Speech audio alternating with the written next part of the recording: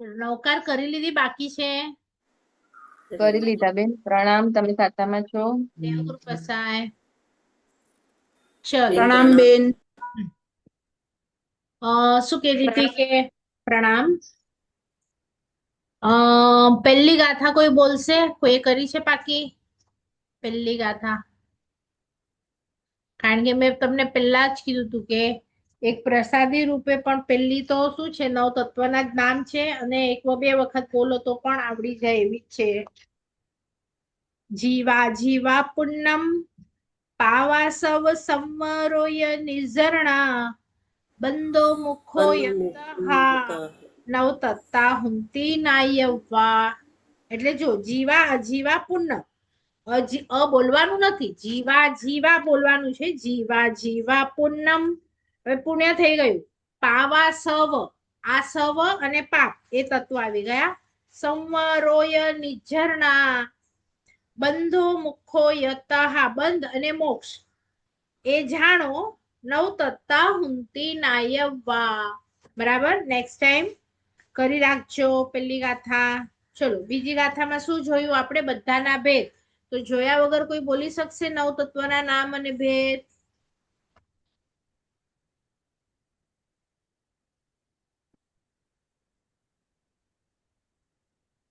મેં રેકોર્ડિંગ ચાલુ રાખ્યું છે. ચલો નવ તત્વના નામ ફટાફટ અને ભેદ બોલો. અવનીબેન બોલો. જીવ, અજીવ. સાથે જ બોલે છે ભેદ કોઈ? બોલતા જાઓ. જીવ અજીવ 14 ભેદ. હમ જીવ અજીવ, પુણ્ય પાપ, હમ પુણ્યના 42, પાપના 82. હમ પુણ્ય પાપ, આશ્રવ, સંવર, નિર્જરા, બંધ ને મોક્ષ. સૌના ભેદ આશ્રવના 42. એ 42 ને બે પાઠ પાડવા હોય તો કીધે પાડવાના? આશ્રવના 42 ના બે પાઠ કહો છો ને બેન? હા, આશ્રવના આપણે આના કન્ફ્યુઝ. કોને આવડે છે 42 ના બે પાઠ જોયા વગર? નહીં? તમારા બેને બહુ સારું નથી શીખવાડ્યું તો પછી?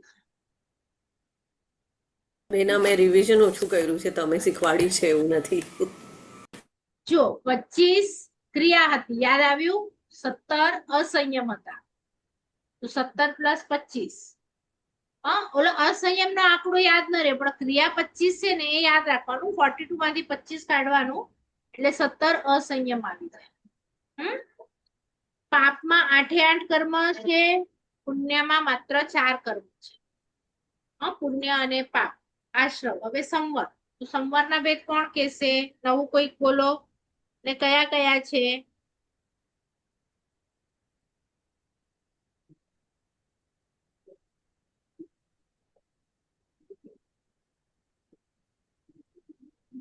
બોલો. કોઈને યાદ નથી? સંવર એટલે શું? કર્મનું આવવું. સંવર એટલે શું?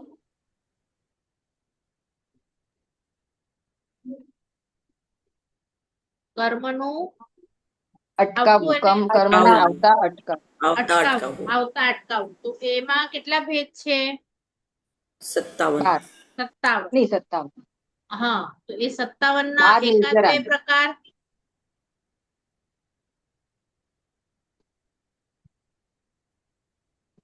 એકાદ બે પ્રકાર.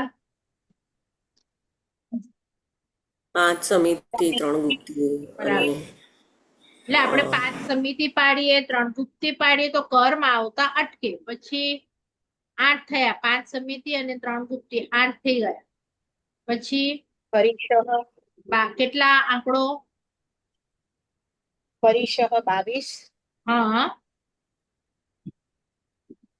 પછી હજી કોઈને કઈ યાદ? આપણે શું કરીએ તો? ભાવના. 12 ભાવના પર. પછી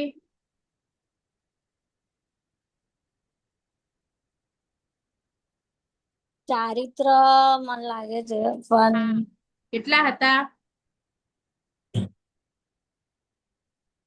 5. 5 5. કયા કયા હતા યાદ છે કોઈને? આજે મેં તમારી મીટિંગ પૂરી કરી ને પછી હું જતી હતી, અડધો કલાક મારું વોકિંગ હતું ને, તો એમાં એક બેનનો દહીસરથી ફોન આવ્યો, તો એમને કંઈક ચારિત્રમાં ડિફિકલ્ટી હતી. મેં કીધું 1 કલાક ફોન ચાલતા ચાલતા મારું ચારિત્ર ઉપર જ હતું. સામાયિક ચારિત્ર, હમ સામાયિકમાં પણ 2 તો કયું સામાયિક ચારિત્ર છે? આપણું ઈત્વર સામાયિક છે ઈત્વર કથિત અને જાવત જીવત. ઈત્વર કથિત હા, અને બીજું જાવત જીવત. સાધુ ભગવંતો, સાધ્વીજી ભગવંતો એમને જાવત છે. પછી આ પેલું થયું. હા. બીજું પછી છેદોપસ્થાપનીય ચારિત્ર, છેદ ઉટાડી દે, પછી સંયમ પર્યાય. ત્રીજું પરિહાર વિશુદ્ધિ ચારિત્ર. એમાં એ લોકો બહાર જાય જંગલમાં, અને અમુક વાચનાચાર્ય એક હોય, એક જ્ઞાનાચાર્ય હોય, પછી એક જ્ઞાનાચાર્ય, પછી 4 વૈયાવચ કરે અને 4 જણા તપસ્યા કરે. તપ કરે. આ પરિહાર વિશુદ્ધિ. પછી સૂક્ષ્મ સંપ્રાય, અને પછી યથાખ્યાત. તો હું સિમંદર સ્વામીનું એક્ઝામ્પલ લઉં તો એમનું હમણાં કયું ચારિત્ર છે? યથાખ્યાત ચારિત્ર. અને હમણાં ઉપર મહાવીર સ્વામીનું શિલામાં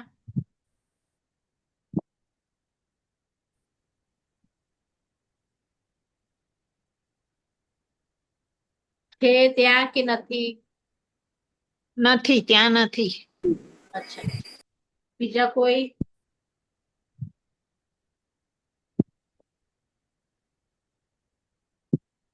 ત્યાં મહાવીર સ્વામીનું હવે ચારિત્ર છે કે નથી?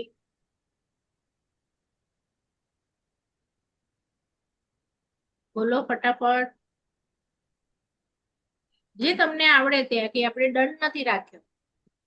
તમારી મિસ્ટેક્સ હશે ને તો મને ખબર પડે કે હું તમને શું સમજાવું ડીપમાં. મહાવીર સ્વામીમાં ચારિત્ર ઘટે ન ઘટે? મહાવીર સ્વામી તો મોક્ષે ગયા, તો એમનું હવે ચારિત્ર નો જે સ્ટેજ હતો એ પૂરો થઈ ગયો ને. અચ્છા, એમનો જીવ તો હા. પછી બીજા કોઈ? હવે એ દેહધારી નથી એમના, અને સર્વસંવર છે એટલે. હા, ઓકે. બીજું કોઈ?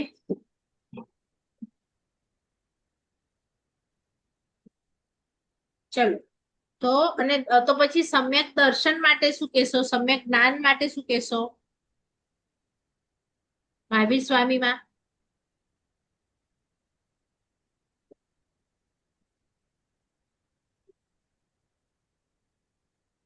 સમ્યક દર્શન છે ને.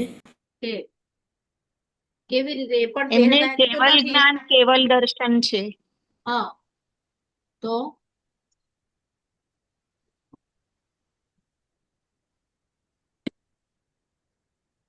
દર્શન અને જ્ઞાન હોય ને ત્યાં ચારિત્ર પણ હોય. ચારિત્ર એટલે તમે દીક્ષા પર્યાય સમજો તો એવું નથી. આત્મામાં આ જે ગુણો છે એ કાયમી આવ્યા એટલે એ સિદ્ધપણામાં પણ સાથે રહેશે. તમે બોલો છો ને 8 બોલો છો, લોગસમાં અને નમોથુણમમાં છેલ્લે શું બોલો છો? એમના ગુણો બોલો છો. શિવ, મયલ, મરુવ, મણંત, મખય, મવાબાહ. તો આ બધા છે ને ગુણો જે સિદ્ધ ભગવંતોના, એમાં આ બધામાં જ્ઞાન, દર્શન, ચારિત્ર ઘટે છે. એટલે યથાખ્યાત ચારિત્ર એટલે શું? કે 5 સમિતિ અને 3 ગુપ્તિને પાડવા માટે આત્મામાં જે ભાવો જોઈએ એ ભાવો એમની પાસે છે. હા, શરીર નથી એટલે એ લોકો ચારિત્રની જેમ તમે જેમ સમજો કે મુપત્તિ લઈને, કટાશનું લઈને, દીક્ષા લઈને, એના એટલા માત્ર ને એવા ભાવ આત્મામાં કે જે આપણા કર્મને તોડી નાખે. તો એમના તૂટેલા છે એટલે એ ભાવ તો છે જ. એટલે ચારિત્ર એમની અંદર આત્મામાં છે. સમ્યક દર્શન તો હવે આમ તો મગજ નથી, બોલવાનું નથી, તો પણ આત્મામાં જે સમ્યક દર્શન, સમ્યક પરિણામ છે એટલે કે એમની જે માન્યતાઓ છે એ આત્માની એ તો છે જ, એ ક્યાં જવાની છે? ક્યાંય નહીં. એટલે જ્યારે ગુણસ્થાનક કરશો ત્યારે હજી વધારે ક્લિયર થશે કે જે ગુણ એક વખત આવે ને, આ બધા ક્ષાયિક પ્રકારના. ક્ષાયિક એટલે શું? કે આવે એટલે પછી જાય નહીં. તો એમનું દર્શન, એમનું જ્ઞાન, ચારિત્ર એ હવે ક્યારે જશે નહીં. સમ્યક દર્શન, જ્ઞાન, ચારિત્ર એમની અંદર છે. મહાવીર સ્વામીમાં આમ તો તમે જોશો ને તો જેટલી સારી પ્રવૃત્તિઓ છે, દાન, ઉપભોગ, ભોગ, એ બધું એમના આત્મામાં હમણાં પણ છે. તમને કોઈ પૂછે કે સિદ્ધ ભગવાન તો નીચે આવી શકે, તો તમે જવાબ શું આપો?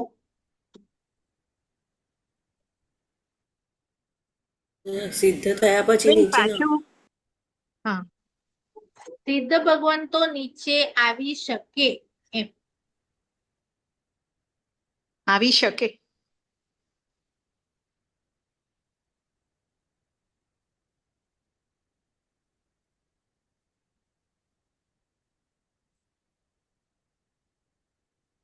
બેન, તમારો સવાલ એમ હતો ને કે સિદ્ધ ભગવાન નીચે આવી શકે?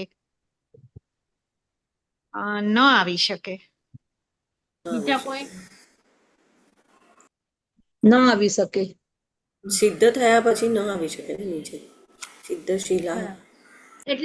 એટલે તમારા હિસાબે છે ને, આપણે જે કહીએ છીએ કે સિદ્ધો અનંત જ્ઞાનના ધણી છે કે અનંત શક્તિના ધારક છે, તો એમની પાસે શક્તિ નથી, એ આવી શકે નહીં. કારણ કે તો એનો અર્થ એમ થયો કે એમની પાસે શરીર નથી, અને એનો અર્થ એમ થયો કે એમના આત્મામાં શક્તિ નથી, એમના શરીરમાં શક્તિ હતી, જે હવે શરીર એમની પાસે નથી.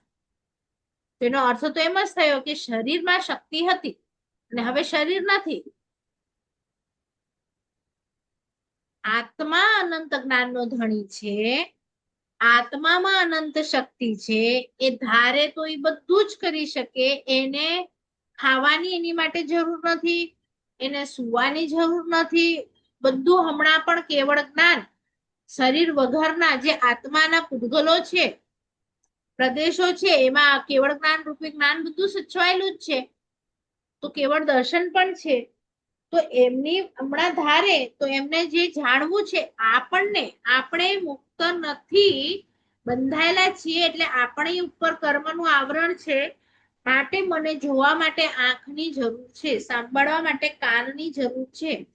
પણ એમનો આત્મા એટલો પાવરફુલ છે કે ઉપરથી એ બધા આવરણો હટી ગયા છે, તો એમને કોઈ પણ દેહની જરૂર નથી.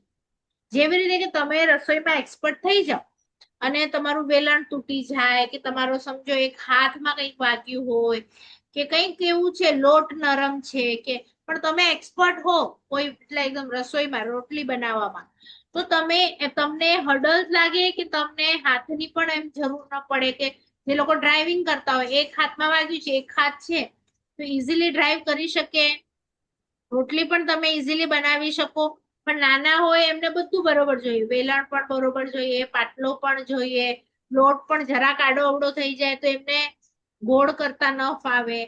તો એવું જે નાના છે એમની માટે જરૂરી છે, બાકી જે મોટા છે એમને આ બધી વસ્તુઓ જરૂર નથી. તો એ હવે આત્માથી એમને કોઈ વસ્તુની જરૂર જ નથી. તમે જોશો ને તો ઘણા લોકો એવા હશે કે જેમની આંખો નથી, બંધ છે, તો એ સૂંઘીને કહી દેશે કે આનું આ આમ છે. એ લોકોની બીજી ઇન્દ્રિય એટલી પાવરફુલ થઈ જાય કે આંખો બંધ છે, પણ તે છતાં બીજી ઇન્દ્રિયથી એ કહી શકે કે સામે આવું પોર્ટ્રેટ છે.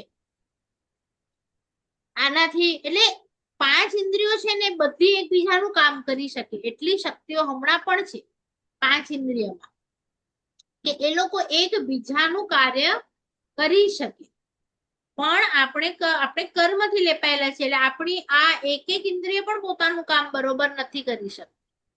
અને એ લોકોને નીચે આવવું નથી, એવું કોઈ પ્રયોજન નથી કે નીચે હું આવું. કારણ કે આવવાની ઈચ્છા જેને થાય એ ઈચ્છા જ એમની ખતમ થઈ ગઈ છે. એમને નહીં તો કોઈ ગુણ ગાય કે નહીં તો કોઈ નિંદા કરે, એવી કોઈ ઈચ્છા એમને નથી. ઈચ્છા નથી માટે તો એમનો મોક્ષ થયો. જ્યારે તમારી પણ અહીંયા એક પણ ઈચ્છા બાકી ન રહે તો તમારો પણ અહીંયા મોક્ષ થઈ જાય. ઈચ્છા જ નથી એટલે મેં કીધું ને આવવી શકે તો આવવી શકે. આત્મામાં પાવરફુલ એટલું છે પણ એમને કોઈ એવું પ્રયોજન જ નથી કે ઈ આવે. એટલે તમે કહો કે આવી ન શકે તો એ લોકો અર્યંત થી નબળા થઈ ગયા સિદ્ધ ભગવંતો. જ્યારે એ લોકો અર્યંત થી પાવરફુલ છે. અર્યંત ને તો શરીરનું આવરણ છે એટલે કે 14 રાજલોકમાં ફેલાયેલું નથી, પણ સિદ્ધ ભગવંતો તો એનાથી વધારે પાવરફુલ. હજી 4 અઘાતી કર્મને પણ તોડી નાખ્યા છે એમને. એટલે આગળ જતા બધા ખુલાસા થશે, પણ માઇન્ડ ઓપન રાખવાનું અને વધારે વધારે વિચારશો તો આ બધી વસ્તુઓ વધારે વધારે ખુલશે. બરાબર. બેન, ચલો એમને હવે આવવું હોય, એમને પ્રયોજન નથી એટલે એ નથી આવતા, પણ એમને આવવું હોય તો શરીરની જરૂર શરીર શા નથી. માટે? આપણો એટલું વિચારી જ નથી શકતા કે આવવા માટે આપણને શરીર જોઈએ છે, એવું છે જ નહીં ને. અચ્છા, આત્મા તો આવી જ શકે ને. બરાબર. હમણાં પણ 14 પૂર્વધારી મુનિ હોય આપણી સામે તો એ તો અહીંયા જ બેઠા હોય, અને ઈ જઈને સિમંદર સ્વામીને પૂછે તો ઈ પોતે તો અહીંયા બેઠા છે. એમના આત્માના પૂતગલો જ જવાના છે ત્યાં. તો એ જો અહીંયાથી ત્યાં જઈ શકે શરીરમાં છે ત્યારે પણ, તો એમનો આત્મા કેમ ના આવી શકે? એમના આત્માની શક્તિનું એક એક્ઝામ્પલ આપું તમને. તો જ્યારે મારો સમજો અહીંયા મોક્ષ થયો, તો આમ તો મને, હું સમજો અગલા ભાવમાં હતી અને મને દેવ બનવું છે કે મને નરકમાં જવું છે, તો દેવલોક, 7મો દેવલોક એટલે આપણે કહીએ ને 7 રાજ ઉપર છે દેવલોક. કોઈકને જવું હોય ને અનુત્તરમાં ને, તો આત્માની શક્તિ શરીર વગરની કેટલી છે ને શરીર વાળી કેટલી છે એમ કહું. તો જો ઉપરથી એક કોઈક બોલ ફેંકે અનુત્તર વિમાનથી, તો એને એક રાજ કાપતા 6 મહિના લાગે.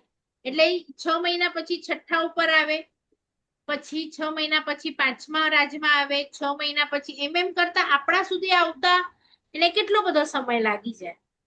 કારણ કે એક રાજનું અંતર 6 મહિના કીધું. પણ જ્યારે હું સિદ્ધ બનું છું તો સમજો જે ક્ષણે 12 ને 1 સેકન્ડ પર અહીંયા હું નિર્વાણ પામું, તો 12 ને 1 ના મારો આત્મા સિદ્ધશિલામાં પણ હોય અને અહીંયા પણ હોય. એટલે મારા આત્મા પ્રદેશો અહીંયાથી ઉપરના 7 રાજમાં ફેલાઈ ગયા અને નીચેના 7 રાજમાં પણ ફેલાઈ ગયા. એટલે કે 14 રાજલોકમાં એક જ ક્ષણે, નેક્સ્ટ સેકન્ડ નથી કેતી, એ જ ક્ષણે આત્માના પ્રદેશો ફેલાઈ જાય. એટલે તમે એની તાકાત વિચારો કે એ પૂતગલથી રહિત થયો આત્મા, એટલે કે કર્મથી પણ અને શરીરથી પણ, તો એની તાકાત કેટલી વધી ગઈ. તમે એક મોટું વાસણ હોય એના પર માટીનો થર અથવા તો કંઈક એવું લગાડો અને પછી એને પાણીમાં ડૂબાડો અને પછી ઓલો થર છે કાઢી નાખો અને પછી પાછું પાણીમાં ડૂબાડો, તો શું થશે? કયો વાળો ડૂબશે ને કયો વાળો તરશે? એક કોઈક વસ્તુ હોય, દૂધી લો કે કોઈક એવી વસ્તુ, એના ઉપર તમે વજન મૂકી દો આજુબાજુ ફળ થી, ચડાવેલું હોય એ હા, અ, એ શું થશે? ડૂબી જશે વજનના કારણે. પણ એનું પડ નીકળી ગયું હોય તો તો તરત એ ઉપર તરશે. આવશે. તો એવી રીતે આનું પડ નીકળી ગયું, જેમાં શક્તિ નથી એ વસ્તુ નીકળી ગઈ, તો હવે એ અનંત શક્તિનો ધણી થઈ ગયો.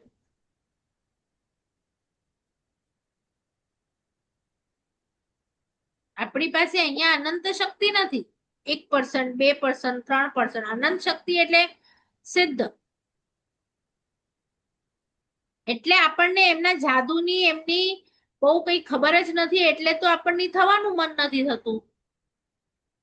કે ઇમેજિન તો કરો કે જેને પણ, દેવને પણ આટલો મોટો આંટો કરતા 1 સમય, 2 સમય, 3 સમય લાગે, તો એમને તો એ જ ક્ષણે નીચે છે ને એ જ ક્ષણે ઉપર છે. નેક્સ્ટ સેકન્ડ પણ નથી કેતા કે 12 ને 1 ના નિર્વાણ થાય તો 12 ને 2 નહીં, 12 ને 1 ના જ એમનો આત્મા સિદ્ધશિલામાં હોય છે.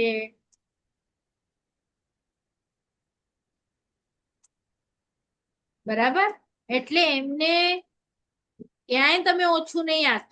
અને એમને કોઈ પ્રયોગ, હવે તમે છે ને નીકળી આવ્યા, સમજો પેલા હતા ધારાવીને, હવે મલબાર હિલ ગયા ને કોઈ ત્યાં કઈ હોય નહીં, તો તમને કેટલી વખત મન થાય કે હું ચલો ધારાવીમાં જઈ આવું, જોઈ આવું? કઈ હોય નહીં, તમે જાઓ તો પ્રયોજન જ ન હોય તો એટલે તમે ન ધારાવીમાં જોઈએ. હતા, આપણે આ 4 ગતિમાં ધારાવીમાં છીએ, અને સિદ્ધશિલા છે તો મલબાર હિલ છે કે અનંત સુખનો સ્વામી. અહીંયા દેવલોકમાં માણસો જાય છે તોય નીચેનાને ભૂલી જાય છે, તો આ તો સિદ્ધશિલા કે જ્યાં હવે કોઈ ચિંતા જ નથી, એટલે એમનો કોઈ પ્રયોજન નથી. બરાબર? પણ અનંત શક્તિના ધણી છે, એટલે જે ધારવું હોય એ બધું જ કરી શકે, પણ ઈચ્છા જ નથી હવે એમને. ઈચ્છા આર્યંતોને પણ નથી કે ચલો આ પાર્લા વાળાને હું દેશ ના આપું, કઈ એવી ઈચ્છા જ નથી. બરોબર? એ તો એમનું કર્મ બાકી છે, જુએ છે કે આજે મને પાર્લાને દેશના આપવાનું કર્મ બાકી છે, એટલે એ કર્મ ખપાવવા માટે આપી દે.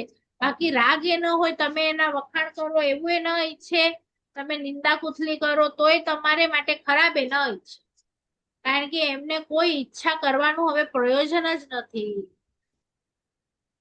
ઈચ્છા ન હોય ત્યારે તો તમે મુક્ત થઈ શકો. ઈચ્છા મોહનીયના કારણે છે, અને મોહનીય પ્રભુએ તોડી નાખ્યું છે, માટે તો કેવળ જ્ઞાન થયું.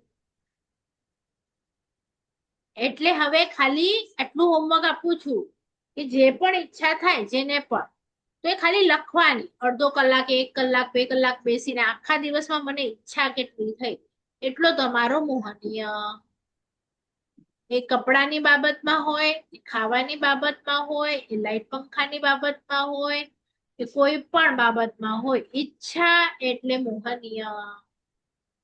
એટલે તપ માટે શું આવ્યું કે જે ઈચ્છાને તોડે એને તપ કહીશું, કે કર્મને તપાવે અને ઈચ્છાને તોડે તો જ કર્મ તપે. બાકી ઈચ્છા રાખીને ગૌતમ સ્વામી મહારાજા પણ અષ્ટાપદ પર ગયા તો એમને પ્રમાદી કહી દીધા વીર.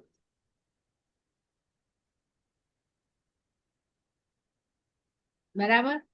એટલે ઈચ્છા પણ અવરોધક છે. એટલે આપણને આપણું જૈન શાસન જેટલી થાય એટલી ઈચ્છાઓ દૂર કરવાનું શા માટે કહે છે કે તમારો મોહ ઓછો થઈ જાય.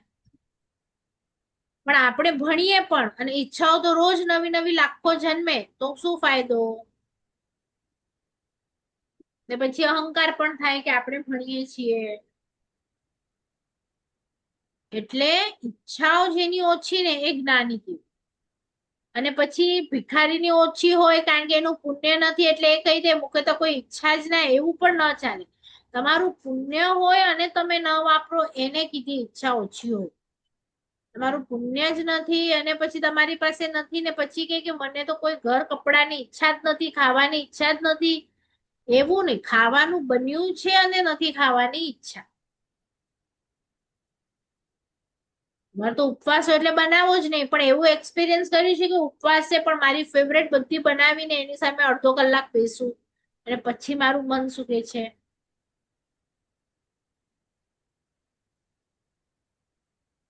બરાબર? ચલો, તો ઘણી બધા એવા સવાલો છે કે જેમના જવાબ તમને મારા પાસેથી નહીં, તમારા અંદરથી તમને મળશે.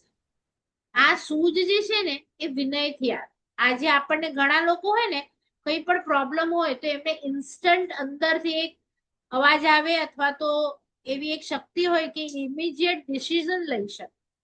તો આ જે શક્તિ છે ને મતિ જ્ઞાનના અંડરમાં આવે, અને એ આવે વિનયથી. ને તમે પોતે જેટલો વિનય કરશો ને તો એટલું તમારા અંદરથી ખુલશે. તમારા બધાની અંદર, આપણા બધાની અંદર કેવળ જ્ઞાન છે, એટલે એ શક્તિઓ તો છે જ.